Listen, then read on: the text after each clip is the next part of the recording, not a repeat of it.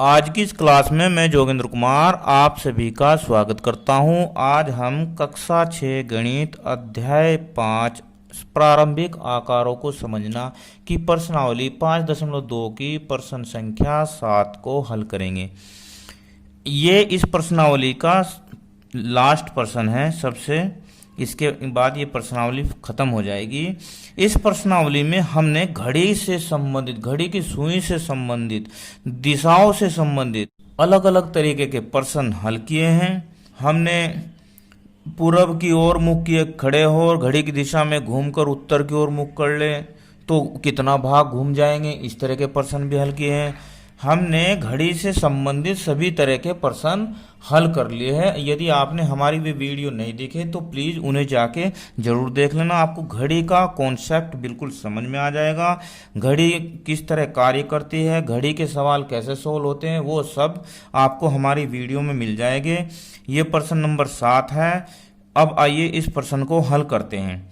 घड़ी की घंटे वाली सुई कहाँ रुकेगी यदि वह प्रारंभ करे? क्या करे? ए 6 से और एक समकोण घूम जाए। अब देखो, हमने आपको बताया है और अब आज भी बताते हैं, घड़ी में होते हैं 12 घंटे। कितने होते हैं? 12 घंटे। 1 2 3 4 5 6 7 8 9 10 11 12 12 घंटे होते हैं और 12 तक ही इसमें समय बताती है। ठीक है। अब ये जो घड़ी है ये एक वृत्ताकार है ना, वृत्ताकार, और इसका पूरा एक घूर्णन 360 अंश का होता है। कितना होता है एक घूर्णन? एक घूर्णन 360 अंश का होता है। कितना होता है? 360 अंश का। अब देखो, अगर एक इसी से ही एक हम उदाहरण के तौर पर लेते हैं। अगर घंटे वाली सुई 12 पर है, कहां पर है? 12 पर, तो वह 1 पर जाएगी, 2 पर जाएगी, 3 4 5 6 7 8 9 10 11, फिर घूमकर 12 पर ही आ जाएगी। अब घड़ी की सुई कैसे घूमती है? वह घूमती है क्लॉकवाइज। कैसे घूमती है? क्लॉकवाइज। ये हम पहले पढ़ चुके हैं। क्लॉकवाइज घड़ी की दिशा कैसे चलती है? यह घड़ी की दिशा में। तो जब यह 12 से 1 2 3 पर आएगी, 3 पर आएगी, कहां पर आएगी? 3 पर। तो अब आप देख रहे होंगे कि यहां पर 90 अंश का कोण बन गया। कितने अंश का कोण बन गया? 90 अंश का।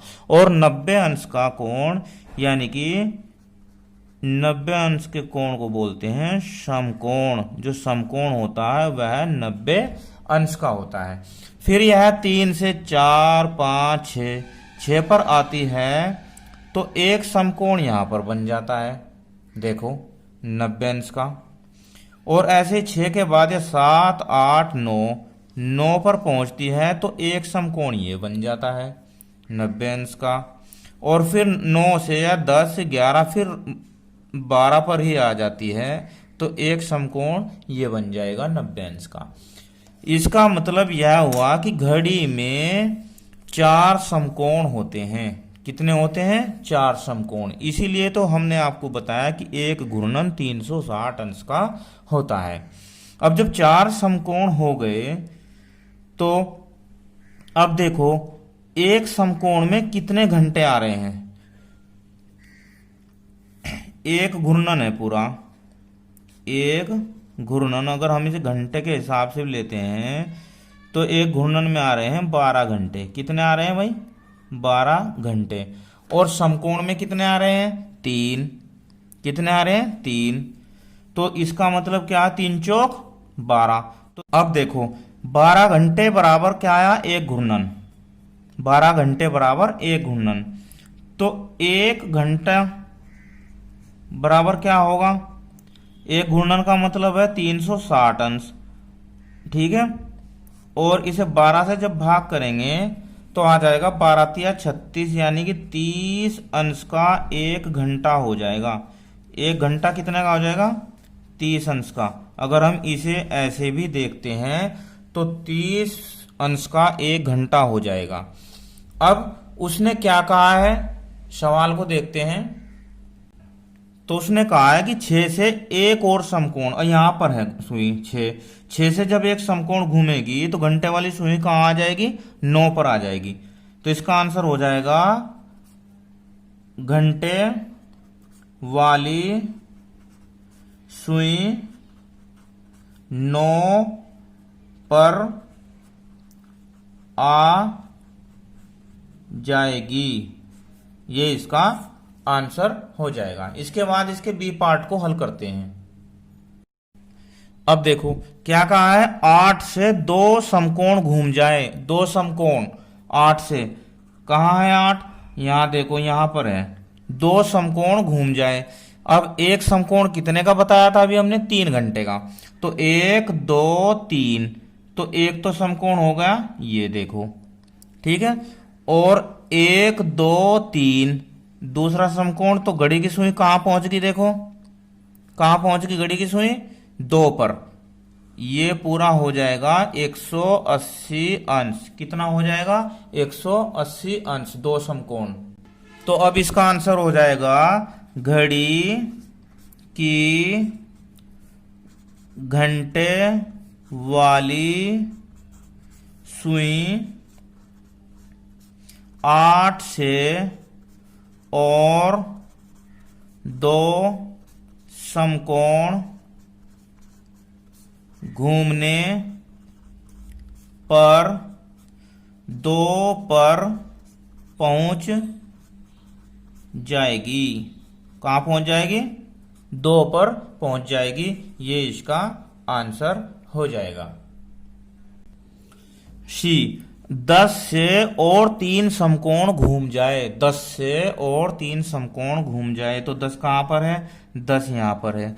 3 समकोण, एक समकोण कितने घंटे का होता है, 3 का।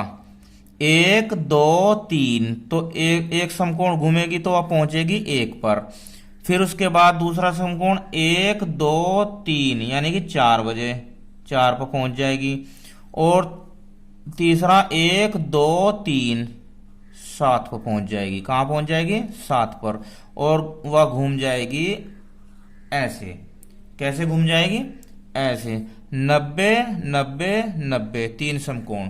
तो इसका आंसर क्या हो जाएगा, घड़ी की सुई कहां पहुंच गई, 7 पर। तो यहां लिखेंगे घड़ी की घंटे वाली सुई 10 से और 3 समकोण घूमने पर 7 पर पहुंच जाएगी। कहां पहुंच जाएगी, 7 पर पहुंच जाएगी। और ये हो जाएगा इसका आंसर। डी, 7 से और 2 ऋजु कोण घूम जाए। देखो इसमें एक शब्द आया है ऋजु कोण। क्या आया है, ऋजु कोण। अब ऋजु कोण होता क्या है, ऋजु कोण का मान 2 समकोण के बराबर होता है। क्या होता है, ऋजु कोण बराबर होता है 180 अंश, यानी कि 2 समकोण। इसे स्ट्रेट एंगल भी बोलते हैं। क्या बोलते हैं, स्ट्रेट एंगल। इसे स्ट्रेट एंगल, सीधा एंगल भी बोलते हैं। इसका मान क्या होता है, 2 समकोण 180 अंश। अब उसने कहा है 7 से, कहां से, 7 से 2 ऋजुकोण घूम जाए, यानी कि 2 ऋजुकोण। अब देखो यहां 2 ऋजुकोण बराबर हो जाएगा, एक ऋजुकोण बराबर कितना, 2 समकोण।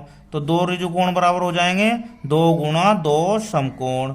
कितने समकोण हो जाएंगे, 4 समकोण। कितने हो जाएंगे, 4 समकोण। तो अब घड़ी की घंटे वाली सुई 7 से शुरू होकर 4 समकोण घूमेगी।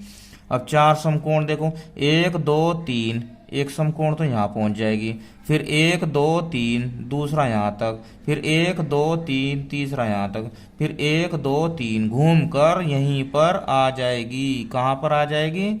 घूमकर यहीं पर आ जाएगी। और कितना राउंड लगा देगी वह? 360 अंश का। कितने का? 360 अंश का।